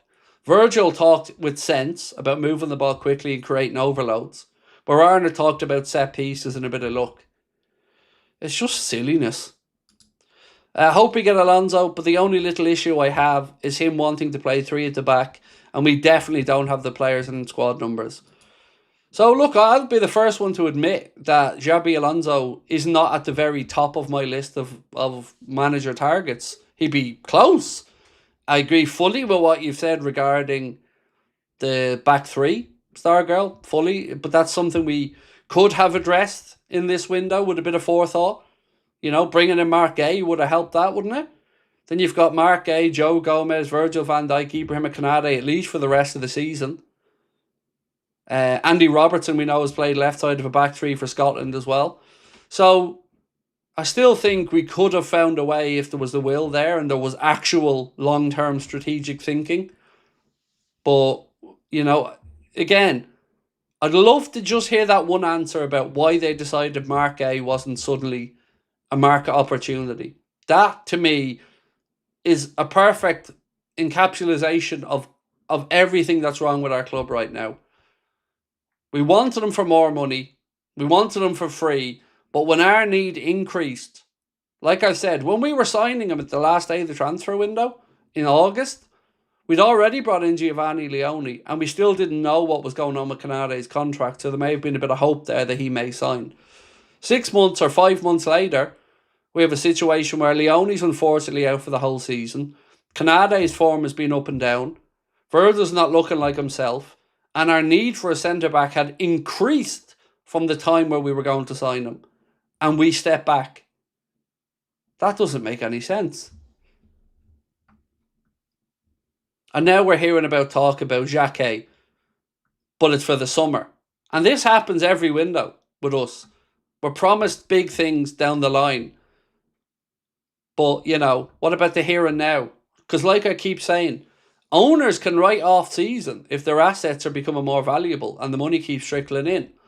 But fans can't keep writing off seasons. Fans can't keep paying for their tickets, their jerseys, their subscriptions to all the platforms you need to watch football now and just write off seasons. Fans can't do that. We're invested emotionally and financially every single season. Cornish Chuff said, do you think football in general in the Premier League is in decline and there's a shortage of talent? Not really. I think I'd maybe look at it a slightly different way in that, look at Arsenal today, right? And look at the Manchester United game. Arsenal felt like a team that were overcoached at times, rather than a team that played with some freedom and with the ebb and flow of the game. So I think in the modern day, there's more of a tendency to overcoach and give too much instruction that kind of maybe remove some of the individual brilliance that we've seen from people over the years. The Mavericks who, we often talk about a team being able to carry maybe one player who doesn't have to do all the hard yards of the rest. And I think more and more we're seeing individuality being coached out in systems that are too rigid. Is for what it's worth, would be my 2 cents on that topic. Klopp imposed standards that went when he left. I keep coming back to that one phrase that he apparently said in the dressing room, tipsy dipsy, when we didn't win a game, and he walked in and he said, my old midfield would have had the balls to win that. I can't imagine Arne Slot coming out with anything like that in the dressing room. And if he can, I can't imagine that anybody would be fearful enough not to speak back to him. Nothing about this manager, to me, puts fear into players. And you might say we don't need fear in players, but I'm talking about fear from the perspective of being dropped, being held to account. There is no consequences for the shit show that we've seen.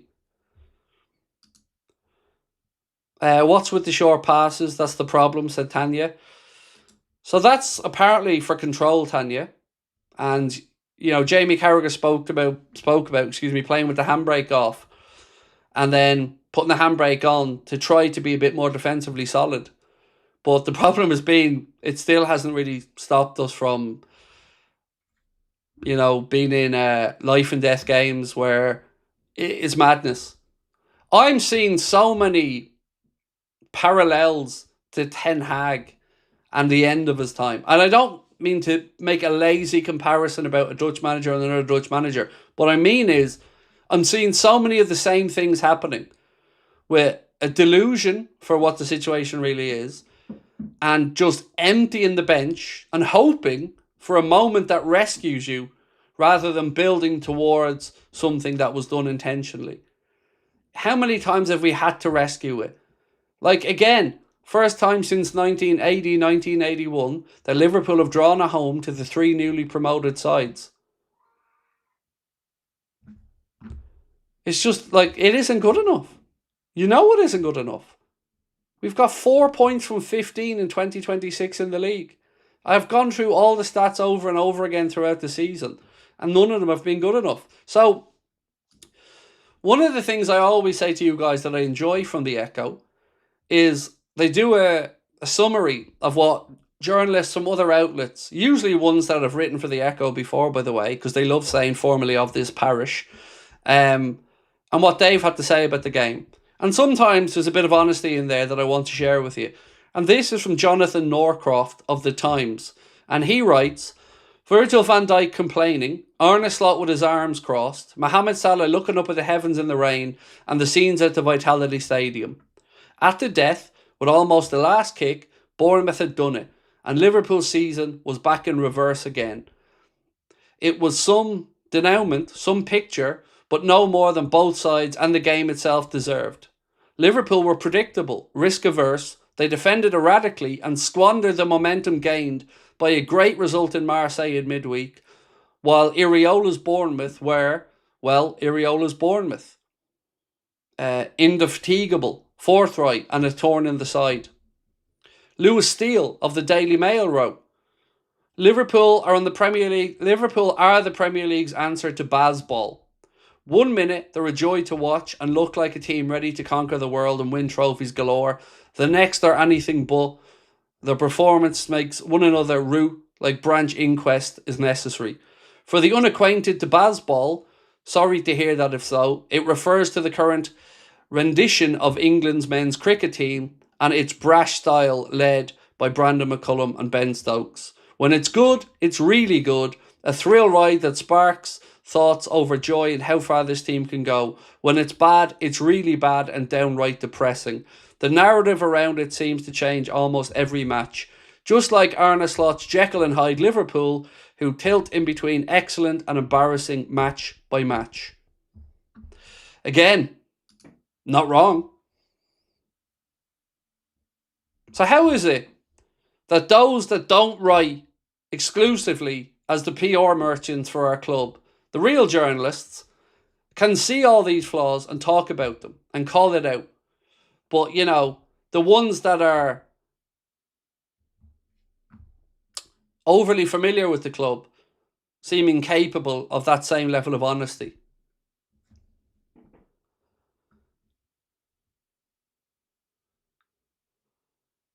Joey McDonald said, Redknapp the clown said he'll be here next year. Respectfully to Jamie Redknapp, I would say that for all his many great attributes in life, clarity of thought ain't one of them. So maybe he should just stick to being grateful that he has to wear Skechers that don't have laces in them, because that's one less thing to be concerned about for Jamie. The real Johnny Sins hates said standards are so pathetic that even a draw yesterday would have kept the top Reds happy and satisfied because of the unbeaten gimmick. Thank you, Adley. Yeah, that unbeaten thing was starting to do my head in as well, mate. You know, oh, we're unbeaten in 13. Well, they don't have that anymore. Can't hide behind that stupid, useless stat anymore. So, we asked, do you think the players believe in Arne Slot? And it's heading towards 4,000 votes. So if you haven't voted, please keep voting, and or please vote, and we'll get back to it in a moment. We've got about 15-20 minutes left, so get your comments in on any other topics that you'd like to discuss. A couple of quick selfish things if I can, folks. If you haven't joined the Anfield Agenda WhatsApp, please do. It's where you'll see us posting our transfer news. We'll be putting in polls and asking you your opinion on the club and the team. We'll also be running our giveaway soon with thanks to our friends at the Collector's Corner, where every month we'll be giving away a signed item ranging from Liverpool memorabilia to UFC stuff and a few others. And also the player ratings after every game. Connor puts the form into the WhatsApp. So if you want to join, of course, it is completely free and open to everyone. Scan that QR code. Also, if you've enjoyed tonight's stream so far, please do hit that like button. And if you haven't subscribed, would love you to do that as well. Our community continues to grow. We're absolutely blown away by your support, and we appreciate it more than you'll ever know. I can't promise you we'll always be perfect on here. I'll say and do things that will annoy people, and I'll probably have to apologise for them. But what I can always promise you is that everything we say comes from the heart and with good intent for wanting the best for the football club that we all love.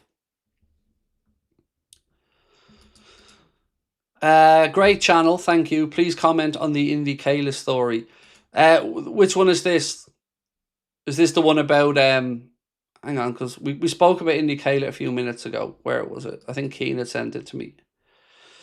That the decision to not to sell Robbo wasn't an Arna one. Well, I never thought it would have been an Arna one, to be fair. Because like I said, Arna, it doesn't do the in and out making decisions. He coaches the team. So, you know, doesn't surprise me. New Indy Kayla said, breaking bombshell alert, Arne Slot's future to be completely exposed Monday 10 a.m. morning. Exclusive high level source, just WhatsApp, get ready, it's massive. Just this kind of stuff does my head in. If you've got something to say, say it. You either know something or you don't. Stop fucking teasing bullshit. If you know the manager's going to be fired, come out and say the manager's going to be fired. But this vague rhetoric is just that. It gives you a get out of jail card if you're wrong. And if you're right, you can say, look how right we are. It's the same vague bollocks that gets posted over and over again by so many. And then when they get one or two things right, they point to that and go, look how right we are. If you have something to say, come out and fucking say it. If you think he's going to be fired or you know he's going to be fired, have the courage of your convictions to say it. Which is why I haven't said that he'll be fired tomorrow when people have asked me tonight. I don't know. I don't have any information on exactly when he will be fired, but he should be.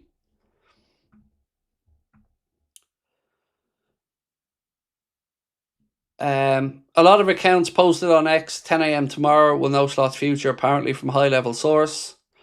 Well, look,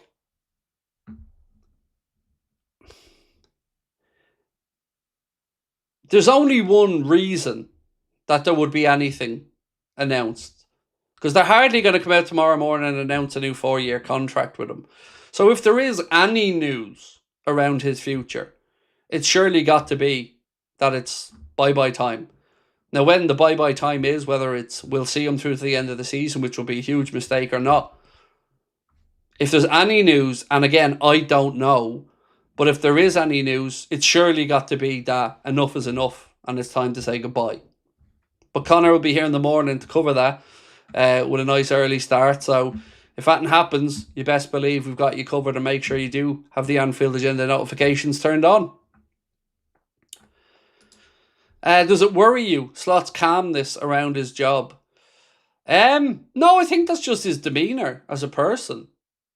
So, no, it doesn't worry me because that's just who he is. And to be fair, if I had a contract that had about 7 or 8 million left to run on it, I'd be quite fucking calm about it as well. Because whatever happens to Arne Slot, he won a league with Liverpool. That happened. That's a fact. He did that. He brought us to a cup final. So it's not like his reputation will be, broken forever. I'm sure there will be many more opportunities for Arne Slot in the world of management, and he won't be short for the electricity bill. Thanks for everything. Doing a great job. My pleasure, Stargirl. Yeah, tonight I promised one thing, that I wasn't going to come on and lose me rag with people.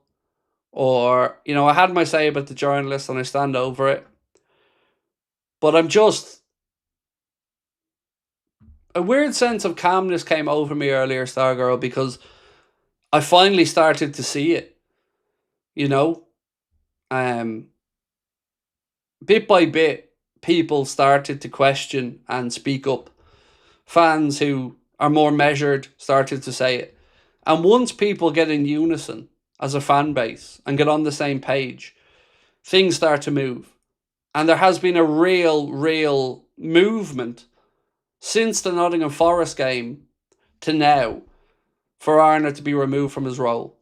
Nobody takes any pleasure in it. No Liverpool fan I know is rubbing their hands in glee that a manager has failed. It's a sad situation. But it is... I took a lot of comfort from today when I was doing my research to see so many now, so many are starting to speak up and say enough is enough. We've read out the brilliant piece from Eddie.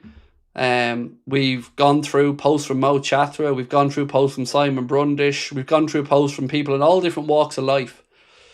And all of them are kind of leading to the same thing. It's just not being good enough. Because it hasn't.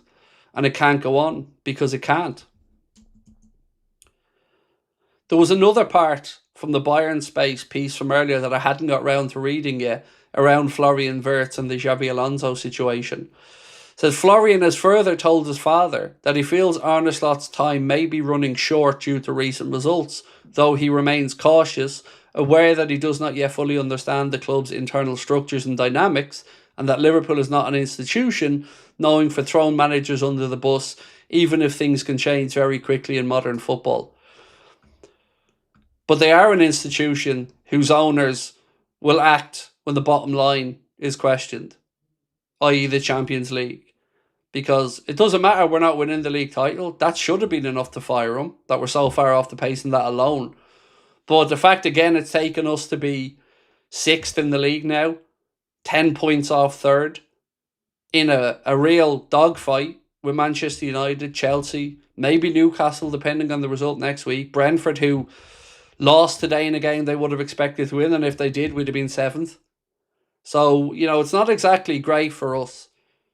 And we are 5 league games into 2026 and we haven't won one. I'm going to keep saying that because it has to hit home. 4 points from 15 in the league. The Tactical Times write, the first symptom of a poorly managed team is good players looking really poor. Liverpool have that in abundance. Slot should have gone last week. It isn't going to improve. See? Like I said, and I've disagreed with a lot of these people from my time when I was on X, by the way, and, we've fallen out with a few of them. But you see everybody getting onto the same page now. And these aren't the outspoken, unserious people that we're painted out to be all the time. These are people who are more measured, but everyone's coming to that same conclusion, that ultimately this isn't good enough. And as that account correctly said, it isn't going to get better. It hasn't gotten better. We haven't really played 2 good games of football in a row all season, which is shocking. And the Champions League nights feel more like pride from the players because the cameras of the world are on them and they're in the Champions League and they're performing because it's the biggest stage.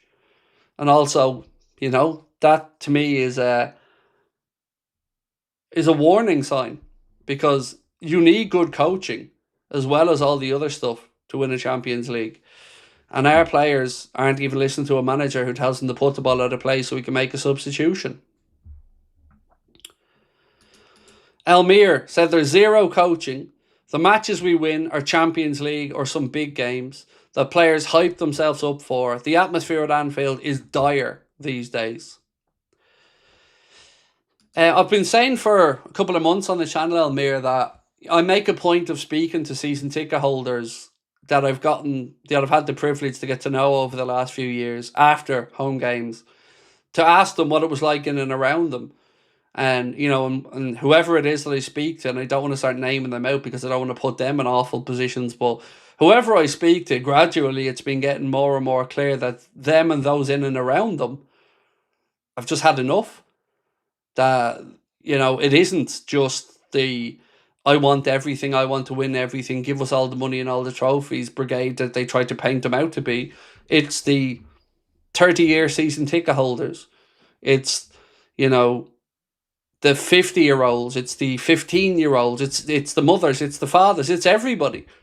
Everybody is just going there with nowhere near the same levels of excitement and anticipation or enjoyment as they used to have. And again, I'm not just talking about results, because if there's one thing I would never say about Liverpool fans, it's that they're entitled or show up every week thinking we have a moral right to victory. We know we have to fight for that win. That's what we love in our players, that fight, that spark. But that's what's sorely missing at the minute.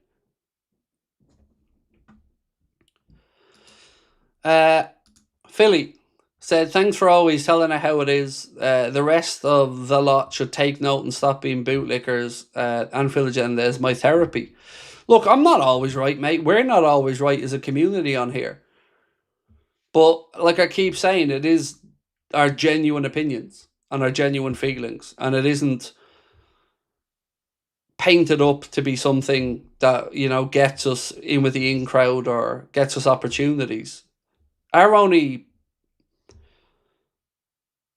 duty is to you, the people that tune in to watch. That's it, and our own families. That's who we work for. We cover the club how we think you want us to cover the club. We share our honest opinions because we believe those in our community are more often than not like-minded, or at least willing to have a conversation about it in a respectful manner.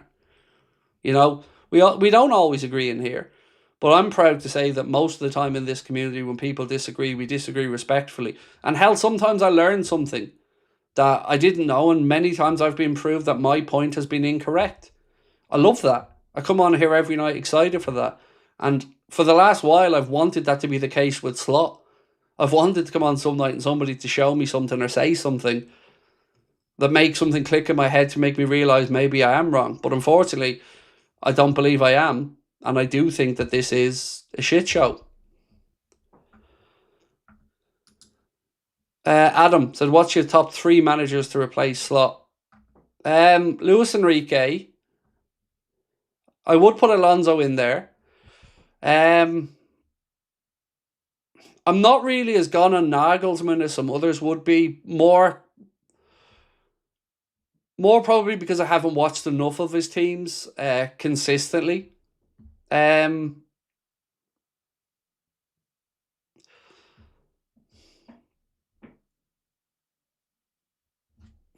don't really think there's too many more.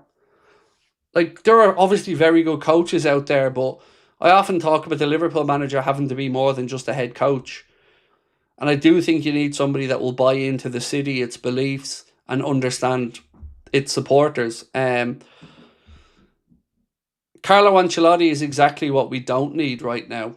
Carlo Ancelotti is a hands-off type of coach who is very good for a particular type of club and in a particular environment. But for us right now, I don't think would be anywhere near the right guy. Jurgen would be obviously somebody we'd love as well. But honestly, I think it'd probably come down to Enrique and Xabi Alonso, and I think Xabi Alonso is probably the obvious candidate right now. I do know that the Stuttgart manager was one that was regarded very highly as well, and one that was on a list. Luciano Spalletti was another one that, when we were looking at Arne Slot, was apparently scoring quite highly. Yeah.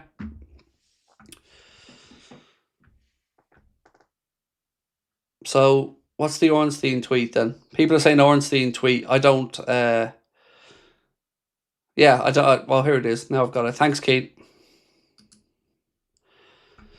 Andy Robertson from Liverpool to Spurs not proceeding at present. Spurs agreed in principle for move to happen after Champions League stage, but required Chimica's recall by Liverpool. Not possible so far. Roma seeking replacement, but time running out. So which one is it then? Is it that the only reason that Andy Robertson isn't moving is because the time is running out and Liverpool couldn't get it? Because remember, Liverpool have been mindful of Robertson's outstanding service over the past 8.5 years, and also that his future uncertain at the club beyond the end of the season. However, having considered the offer and their alternative options in the position, Liverpool have decided against proceeding with an agreement. Liverpool had looked into recalling Costas from a loan spell at Roma, but it is understood the Italian side were reluctant to allow it. So this isn't even that, oops, we've realised we've done something stupid. It's that, whoops, we've realised that we've let a stupid story get out, and the thing that we thought we could do to pacify you, to gloss over the stupid decision, isn't now an option for us. Brilliant stuff. Also, Romano, AS Roma have already agreed to let Costas leave the club and return to Liverpool next week. Which one is it?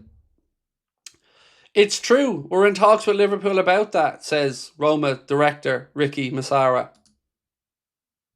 So which one is it? Again, what a fucking mess.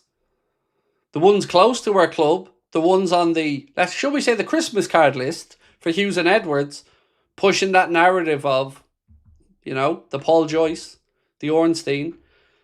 But the other side, you know, the Italian journalist who has his finger on the pulse of Italian football and isn't connected to our club, is saying something very different. It's almost as if someone's full of shit.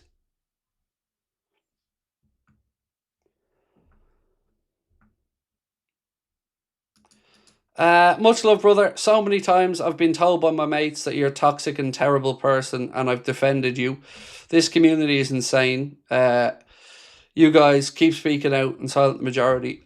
So, those people that tell you I'm a toxic and terrible person, I'd love to know how they came to the conclusion on the terrible person part. Is it a terrible person that raises money for people to buy wheelchairs, or flies people over from Poland for shows, or refunds people's travelling costs to go to a game when their granddad was let down, that helps raise money for fighters to live out their dream? I'm that terrible person. So I'd love to know how they come to the conclusion that I'm a terrible person. The toxic part I can always understand to some extent, because I've been made aware by many people that they see clips of me, and in those clips they make an opinion of me, and that's absolutely fine. All I ever ask is for people to come over and watch a stream. You know, don't take a 30-second clip or a 2-minute clip. Come watch an hour. You know, interact with us, get to know me. And if you still feel like I'm a toxic, negative person, cool. But thanks for giving us a try. Yeah, I don't, look, there's many things I doubt myself about, many things. But being a good guy is not one of them. I know I've got a good heart, and anyone that tries to paint a picture of me otherwise, well, they're wrong. I'm sorry. I'm a good guy. I'm a nice guy. I'm a kind guy. Not always right, but I've got a damn good heart, and that's the one thing in this world I'm never going to question, is my integrity and my willingness to help other people. The mods are doing a great job tonight. Thanks, said Craig o'clock Dan. Hope you're keeping well, said Michael Lynch. Thank you, Michael. I'm doing all right, bro. Doing all right. Just had a cold that just lingers on and just won't piss off. I don't think I'm on my own there, though. I think there's just a bad dose going around. I want to just talk really quickly about Paddy Pimblett for a second before we move towards the end. So obviously, Paddy Pimblett came up a little bit short in his attempt to win the UFC interim title. But I just want to say that once again, he showed incredible